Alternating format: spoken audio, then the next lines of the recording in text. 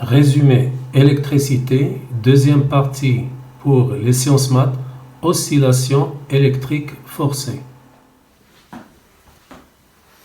Bonjour, on va commencer aujourd'hui une nouvelle partie du résumé de l'électricité, la partie 2, et cette partie sera consacrée aux élèves de sciences maths. Alors, on va étudier donc les oscillations électriques forcées.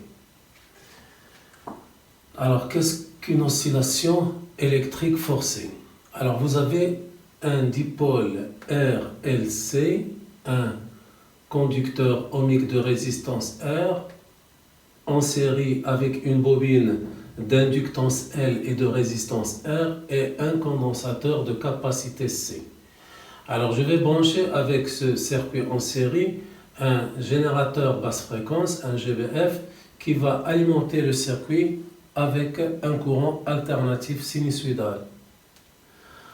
Alors, je vais brancher l'oscilloscope, la masse de ce côté, la voie 1 de ce côté. Ainsi, je vais visualiser dans la voie 1 de l'oscillo, parce que c'est un oscilloscope bicourbe, la tension U au bord du GBF, et je vais voir à la voie 2 la tension UR aux bornes de la résistance. Parce que pour un oscilloscope, on visualise toujours la tension, c'est obligé, on visualise toujours des tensions, mais entre la masse et la voie. Donc ici, entre la masse et la voie 1, je vais voir la tension U. Entre la masse et la voie 2, je vais voir la tension UR.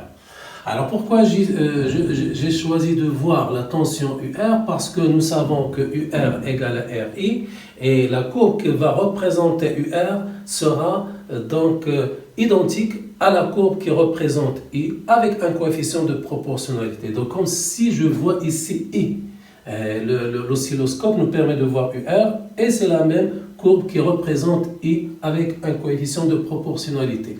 Donc ici, je peux comparer la tension délivrée par le générateur et la réponse de ce circuit, c'est-à-dire le courant qui passe dans le circuit, et ceci en visualisant la tension UR aux bornes de la résistance. Alors le circuit RLC, comme on vient de voir dans le résumé précédent, il a une fréquence propre N0, 1 sur 2π racine de LC, c'est la fréquence propre du dipôle RLC. Alors le générateur, il a une autre fréquence N, je vais la noter N. Et je vais supposer donc pour commencer que la fréquence N du générateur est différente de la fréquence propre d'oscillation du dipôle RLC. Alors donc lorsque je visualise à l'oscilloscope, lorsque je visualise U et UR, je vais voir que U est une fonction sinusoïdale, de même UR qui représente I est aussi une fonction sinusoïdale. Mais je vais voir que les deux fonctions, ils ont la même fréquence, et c'est la fréquence du générateur. Donc là, le dipôle RLC, il a donc oublié sa fréquence propre, N0, et il a commencé à répondre à l'excitation du générateur et à osciller de la fréquence du générateur. Donc c'est comme si le générateur va imposer sa fréquence d'oscillation au circuit. Alors là, vous n'avez pas N0, vous avez N. Donc le générateur impose sa fréquence N au circuit, et c'est pour cela qu'on dit que ce sont des oscillations forcées. Forcées, c'est-à-dire imposées au circuit. Le circuit va suivre le générateur.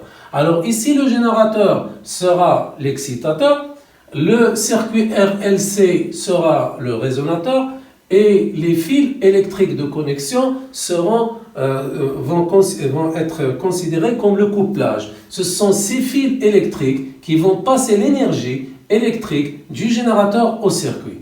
Et avec ce système, excitateur, résonateur et couplage, on aura des oscillations forcées. Et si je change la fréquence du générateur, alors le circuit va changer aussi sa fréquence et va suivre toujours la fréquence du générateur.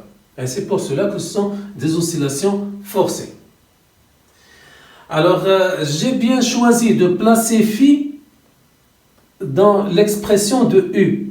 je peux la placer ici. Alors si je place phi ici, je ne la place pas dans l'expression de i. Si je place phi dans l'expression de i, je ne dois pas le placer dans l'expression de i. Mais en général, on va choisir la phase dans l'expression de u. Alors, en plaçant phi dans l'expression de i, je vais dire que phi, c'est la phase de u par rapport à i. Parce que la phase de u, c'est ça. La phase de i, c'est cette expression. Et si vous faites la différence entre la phase de u moins la phase de i, vous allez trouver phi. Donc, phi, ça représente bien la phase de u par rapport à i. Phi étant la phase de u par rapport à i.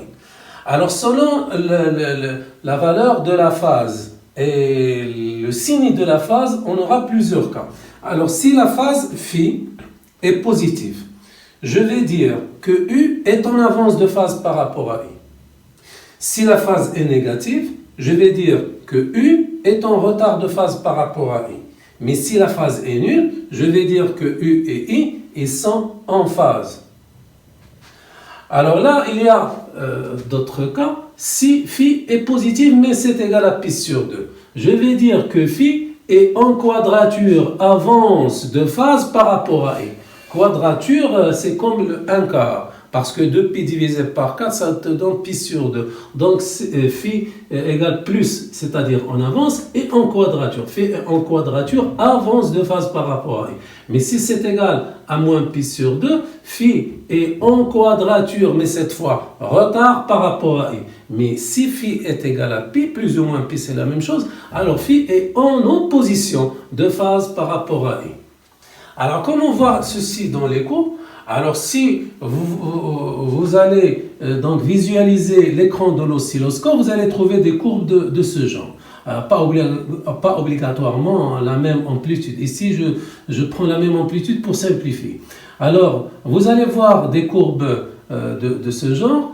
U, fonction sinusoïdale, I est une fonction sinusoïdale, mais décalée, l'une décalée à l'autre. Ils ont la même période, c'est-à-dire ils ont la même fréquence, et comme on vient de voir, c'est la fréquence du générateur. Donc, là, entre les deux courbes, il y a un décalage. Entre les deux maximums successifs, vous avez un décalage, c'est le décalage horaire. Alors, en utilisant le décalage horaire, on peut facilement calculer la phase phi. Alors regardez les deux courbes, vous voyez bien qu'en partant de 0, la courbe qui arrive à son maximum, la première, c'est la courbe qui représente U. Donc je vais dire que U est en avance de phase par rapport à I. Dans ce cas, U est en avance de phase par rapport, parce que le maximum de U est avant le maximum de I. Alors si U est en avance de phase par rapport à I, ça veut dire que phi est positif. Et pour calculer la valeur de phi, vous allez utiliser la formule phi égale à oméga fois tau avec oméga égale à 2πn. Donc vous utilisez la formule phi égale 2πn fois tau étant le décalage horaire. Ainsi vous pouvez calculer donc le déphasage. Alors revenons aux valeurs qu'on a indiquées ici. Alors là, je vais marquer avec des lettres minuscules les valeurs instantanées, les valeurs variables. Alors U, c'est la valeur instantanée de la tension, de même I en minuscule, la valeur instantanée. U, c'est la valeur maximale, U majuscule, et IM, c'est la valeur maximale du courant électrique. Alors, il y a d'autres valeurs, ce qu'on appelle les valeurs efficaces. Alors, I égale à I max sur racine de 2, c'est le courant efficace. Alors, le courant efficace, comment on le trouve? On le mesure avec un ampèremètre. Alors si je place ici un ampèremètre dans le circuit, ce qu'on va mesurer, c'est la valeur efficace du courant, une seule valeur. Même si le courant est sinusoïdal, en courant sinusoïdal, l'ampèremètre te donne une seule valeur, la valeur efficace, c'est-à-dire la valeur maximale sur racine de 2. Et si vous placez ici un voltmètre en parallèle avec le GBR, vous allez mesurer la tension efficace, qui est la valeur maximale de la tension qu'on trouve ici, divisée par racine de 2, c'est la tension efficace mesurée par un voltmètre. Alors, on va voir l'étude du dipôle RLC en régime sinusoïdal forcé. Alors, je peux toujours appliquer la loi d'additivité des tensions, c'est-à-dire que je peux dire que U est égal à UR plus UB plus UC. U égale à UR plus UB plus UC. Remarquez bien que pour les générateurs, j'utilise la convention générateur, c'est-à-dire U et I dans le même sens. Et pour les autres dipôles, j'utilise toujours le courant circule dans le même sens, mais les tensions dans le sens contraire, c'est-à-dire les conventions récepteurs. Ainsi, je trouve que U est égal à UR plus UB plus UC. UR c'est RI, UB c'est RI plus LDI sur DT, UC c'est Q sur C, c'est-à-dire que R plus petit r, je la remplace par R équivalente I, plus LDI sur DT, plus Q sur C. Et on a I, c'est quoi? C'est dQ sur DT. Donc dQ égale à I dt. Donc Q, c'est la primitive de I. Donc Q, c'est la primitive de I dt. Je remplace ceci dans cette expression et je trouve l'équation différentielle. U égale à REI plus LDI sur dt. Je remplace Q par l'intégrale de I dt, c'est la valeur, la fonction primitive de I, fois 1 sur C. C'est l'équation différentielle représentant le courant instantané dans le circuit. Alors, on va voir comment résoudre cette équation.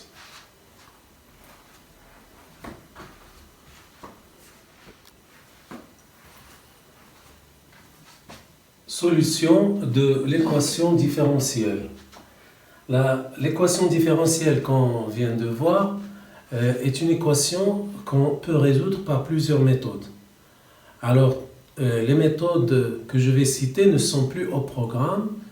Alors, vous avez ou bien la méthode de Fresnel, le vecteur de Fresnel, ou bien vous avez la méthode des impédances complexes. Alors là, on va, pour ce programme, on va vous donner directement la solution. Alors, il faut se rappeler que la tangente de phi, et phi étant le déphasage de U par rapport à I, je dis bien U par rapport à I, c'est égal à L oméga moins 1 sur C oméga sur RE. C'est une formule à bien apprendre. Et entre la tension efficace et le courant efficace, ils sont reliés par une loi qu'on peut appeler loi d'Ohm. Et cette loi, c'est U égale à ZI, pas RI. U égale à ZI. Alors, avec le Z, qu'on appelle impédance du circuit RLC, et il est en ohm, Z est égal à la racine de RE au carré, la résistance équivalente, qui est grand R plus petit r au carré, plus L oméga, moins 1 sur C oméga au carré. Alors, on appelle parfois le L oméga moins 1 sur C oméga réactance. Réactance du circuit, on la note S. En tout cas, L oméga moins 1 sur C oméga au carré. Alors, avec ces deux formules, tangente phi et Z, et la formule U égale à ZI, tu peux faire la résolution des exercices. Mais surtout, il faut toujours se rappeler de cette loi, parce que c'est la loi la plus importante qui va relier entre la tension dans un circuit ou dans un dipôle et l'intensité du courant efficace. La tension efficace et le courant efficace. C'est U égale à ZI. Alors, on va distinguer trois cas. Alors, si L oméga est supérieur à 1 sur C oméga, alors je vais dire dans ce cas que le circuit est inductif, c'est-à-dire l'effet de l'inductance est supérieur à l'effet de la capacité. Alors, dans ce cas, si L oméga est supérieur à 1 sur C oméga, vous aurez la tangente qui sera positive et vous aurez le phi de U par rapport à U est positif, c'est-à-dire que U est en avance de phase par rapport à U. Alors pour les courbes, vous allez voir la courbe que représente U, là arrive à son maximum la première. Donc U en avance par rapport à I. Alors vous avez un deuxième cas, si L oméga est inférieur, cette fois 1 sur C oméga qui est supérieur. Alors dans ce cas, vous aurez la tangente qui est négative, c'est-à-dire l'angle elle est négative. Et je vais dire que le circuit est capacitif, c'est-à-dire que le condensateur l'emporte par rapport à la bobine. L'effet capacitif est supérieur à l'effet inductif. Donc je vais dire que c'est un circuit capacitif et la phase de U par rapport à I est négative et U sera en retard de phase par rapport à I. Alors si vous avez L oméga égale 1 sur C oméga, alors dans ce cas vous allez avoir tangente phi qui sera nulle et vous allez avoir n égale à n0, parce que lorsque vous avez L oméga égale 1 sur C oméga, vous aurez n égale à n0. C'est ce qu'on appelle la résonance électrique. Alors dans ce cas, vous allez avoir tangente phi égale à 0, c'est-à-dire phi égale à 0, et U et I sont en phase. U est en phase avec I. Et dans ce cas, l'impédance du circuit dans le cas de la résonance électrique, puisque L oméga égale 1 sur C oméga, ça sera égal à RE. Z du circuit RLC sera égal à RE, c'est-à-dire que l'effet inductif va annuler l'effet capacitif. L oméga égale 1 sur C oméga, et le circuit RLC va se comporter comme une résistance.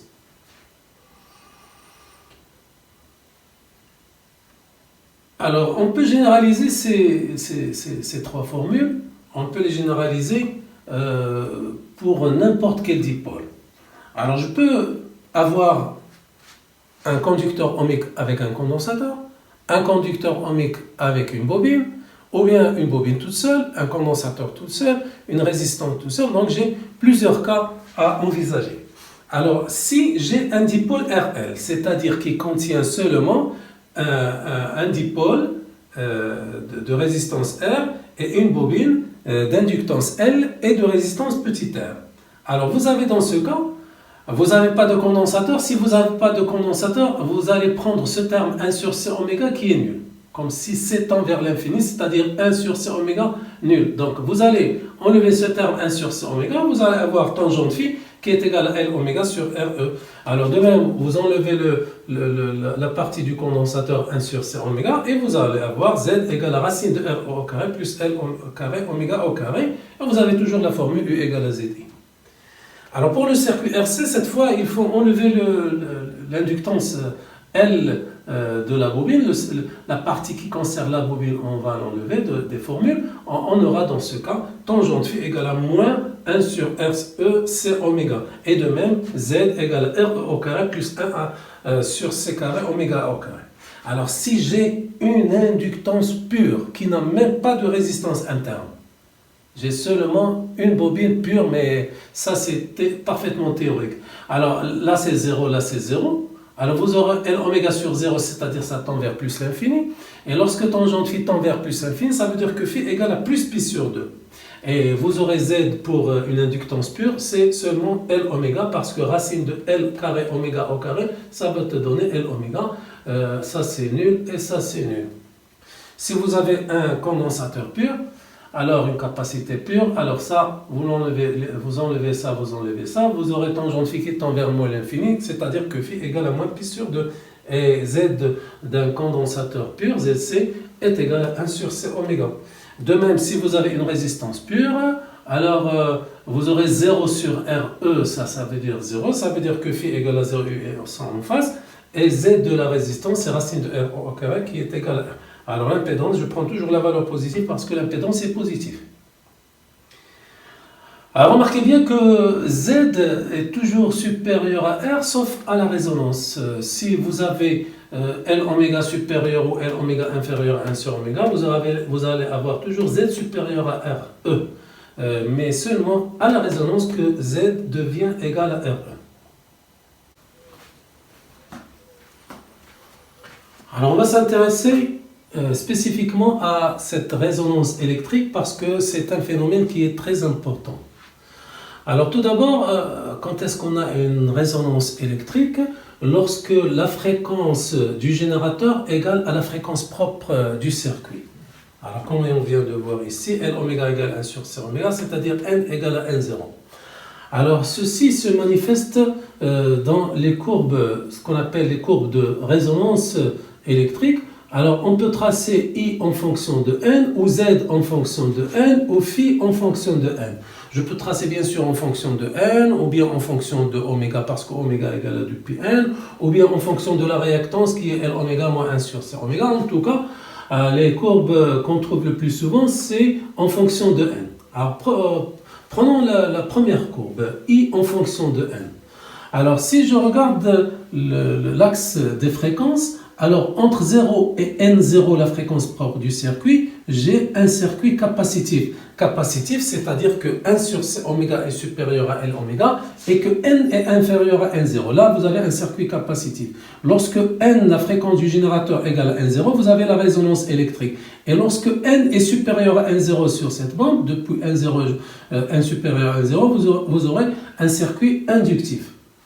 Alors, si je trace I en fonction de N, donc en augmentant la fréquence, je vois que le courant augmente progressivement jusqu'à ce qu'il arrive à sa valeur maximale lorsque la fréquence N égale à N0 égale à la fréquence propre du circuit RLC. Et après, lorsque je dépasse N0, le courant diminue. Donc, à la résonance, le courant devient maximal. Et c'est très dangereux parfois pour les dipôles, surtout si les dipôles ne supportent pas ce courant très fort. Parce que chaque dipôle supporte une intensité du courant. Donc il faut bien faire attention à ce que les dipôles utilisés, le conducteur, la bobine et le condensateur peuvent supporter ce courant qui est fort à la résonance. Alors, le courant I0, c'est la valeur maximale de la valeur efficace à la résonance. Alors, c'est égal à U sur RE. Donc, il dépend de la résistance globale équivalente du circuit. Alors, si la résistance est faible, le courant est fort. Et on dit qu'on a une résonance aiguë. Alors, la courbe devient plus haute. C'est une résonance aiguë lorsque la résistance du circuit est faible. Et ça devient donc très grave pour les dipôles qu'on possède dans le circuit. Donc, surtout, il faut faire attention à ne pas mettre une petite résistance, sinon on va brûler les composantes du circuit. Alors, si par contre la résistance est forte, le courant est faible et la courbe devient un peu aplatie, je dirais que j'ai une résonance floue. Alors, je peux tracer aussi Z en fonction de N. Alors, en augmentant N, Z est au départ supérieur à RE et il arrive à sa valeur minimale à la résonance. Et lorsque je dépasse la résonance, l'impédance devient aussi supérieure à R. Donc, je connais la résonance par la valeur minimale cette fois de l'impédance. Et cette valeur minimale est bien RE parce qu'à la résonance, Z égale à RE. Je peux aussi tracer phi en fonction de n.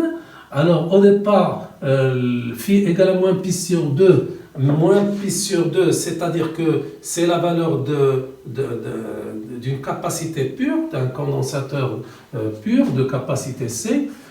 Une fois que tu fais augmenter la fréquence, alors la phase augmente, il arrive à la valeur 0 et puis il la dépasse. Lorsque le circuit devient inductif et lorsqu'on a une bobine pure, une inductance pure, on arrive enfin à pi sur 2. Alors là, la résonance est là, lorsque la phase est nulle. Alors lorsque la phase est nulle, on connaît la fréquence N0, la fréquence N0 du circuit lorsque la phase est nulle. Lorsque la phase est nulle, c'est la fréquence N de générateur est égale à N0 et c'est la résonance électrique.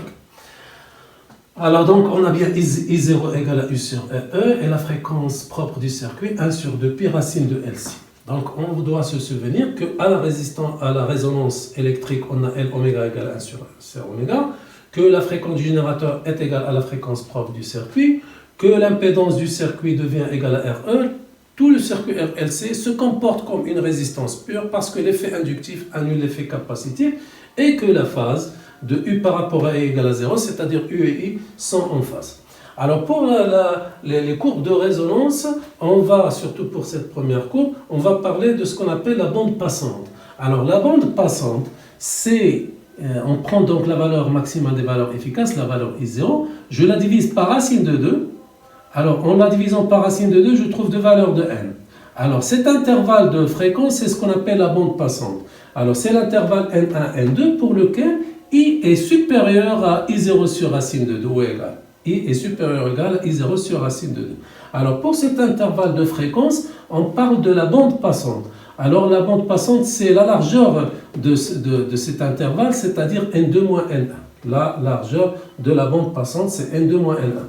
Et on démontre que la largeur de la bande passante, c'est une formule à apprendre, est égale à R1 sur 2πL. La largeur de la bande passante, vous voyez bien que la largeur de la bande passante dépend de la résistance équivalente du circuit. Si la résistance est faible, la largeur de la bande passante devient faible parce que la courbe devient plus haute et vous avez une résonance aiguë. Par contre, si vous avez une résonance floue, la résistance est plus importante et la bande passante est plus, la largeur de la bande passante est plus grande. Alors on parle aussi de facteur de qualité. Le facteur de qualité, c'est le rapport U au banc du condensateur sur U au banc du générateur est égal aussi à U au banc de la bobine pure sans résistance interne sur U du générateur et à la résonance, elle est supérieure à 1. C'est-à-dire que U au banc du condensateur et de la bobine pure est toujours supérieur à U aux bornes du générateur. On a une surtension. La tension au bord du condensateur et de la bobine dépasse la tension au bord du générateur. C'est pour cela qu'on appelle ce facteur de surtension. Alors le facteur de surtension est égal à 1 sur RE racine de L sur C. Alors vous voyez bien que le facteur de qualité ou de surtension, il dépend de la résistance. Si vous avez une résonance aiguë, c'est-à-dire une résistance faible, vous aurez un facteur de surtension élevé. Alors le facteur de surtension et la largeur de la bande passante sont reliés par une formule Q fois delta M, parce que si vous faites la multiplication de Q par delta M, vous allez trouver 1 sur 2 pi racine de LC, c'est-à-dire vous allez trouver N0. C'est une formule qu'on peut utiliser en connaissant Q et N0, je peux déterminer delta M ou l'inverse.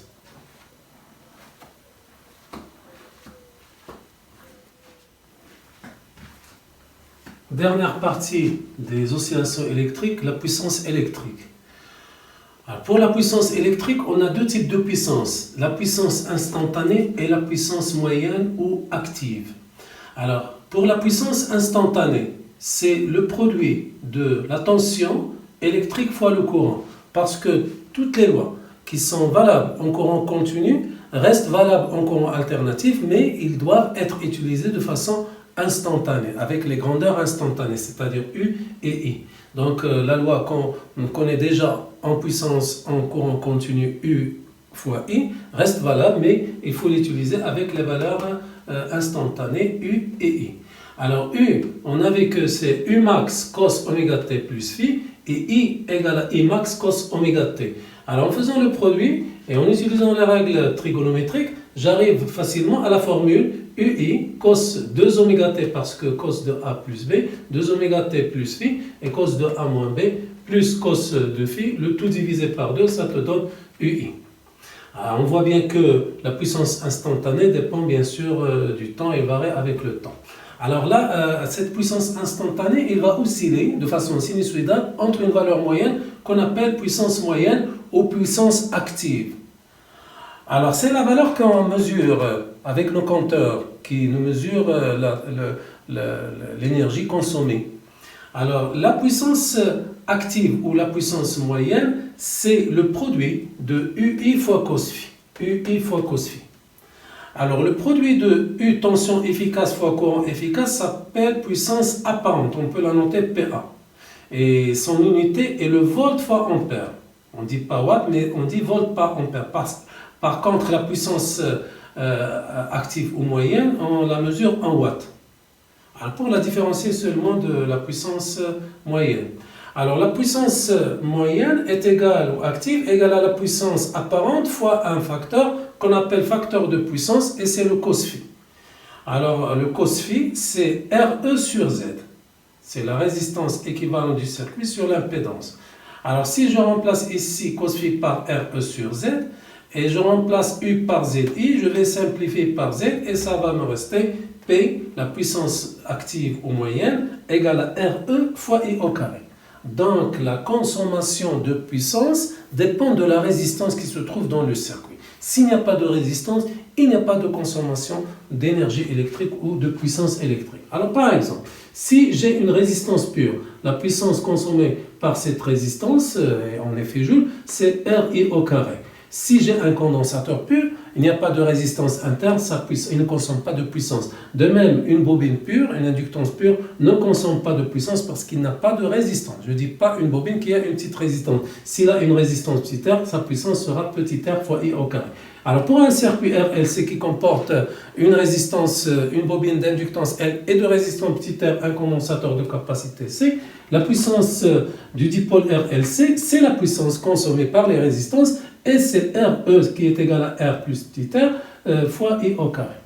Donc, le condensateur pur et la bobine pure ne consomment pas de puissance. La puissance n'est consommée que par les résistances parce qu'elle est transformée en chaleur par effet Joule.